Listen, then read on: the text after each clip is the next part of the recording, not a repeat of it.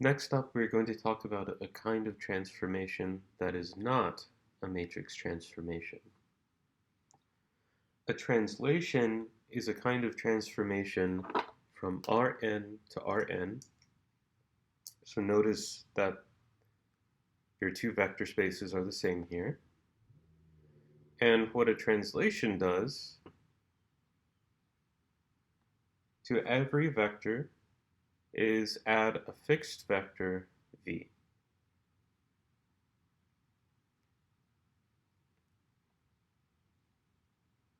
Here are some key points to remember. A translation moves every point in the direction and distance defined by the vector v. And remember that translations are not matrix transformations. Let's take a closer look at this translation. This is a translation of the plane R2 to R2 defined by this vector 3 minus 2. So each vector that we plug in is going to have this vector added to it. If we take a look at a picture of what's happening, we might see something like this. In this plane, we're starting with a rectangle here in blue with width 1 and length 2, and then we're translating it by the vector 3 minus 2.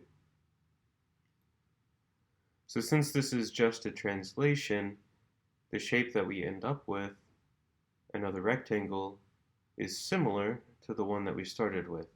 It's the same size, shape, and area. It's simply moved by the vector 3 minus 2.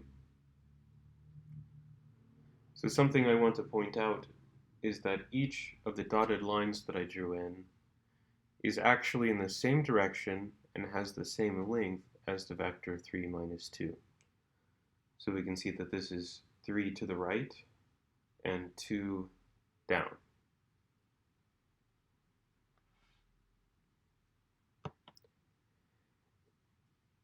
Another kind of transformation that you should know about is something called an affine transformation.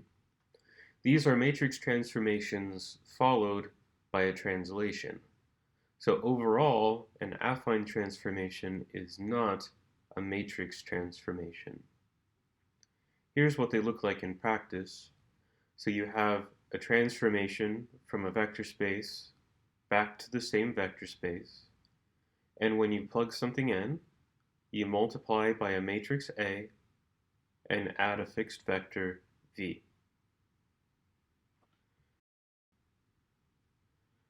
To use previous examples that we've already seen, we can combine the rotation, dilation, and reflection matrix that we computed earlier with the translation by the vector 3 minus 2 to form this affine transformation.